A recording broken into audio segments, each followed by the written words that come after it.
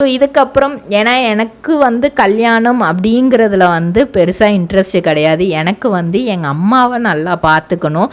எங்கள் அப்பா வந்து எங்கள் அம்மா அவங்கள இப்போ சேர்த்துக்கிட்டாங்க. ஆனால் எனக்கு வந்து அவர் கூட பேசுகிறதுலையோ இல்லை அவரை எனக்கு அப்பான்னு சொல்லிக்கிறதுலையோ எனக்கு விருப்பம் இல்லை. ஏன்னா எங்கள் அம்மாவை சின்னதில் தனியாக தவிக்க விட்டு போனார். அவரை வந்து என்றைக்குமே என்னால் மன்னிக்க முடியாது. எங்கள் அம்மா ஆசைக்காக வந்து பேச வேணாம் செய்வேனே தவிர அவரை மன்னிக்க முடியாது. அவரோட பாசம் வந்து எனக்கு சுத்தமாக கிடைக்கவே இல்லை.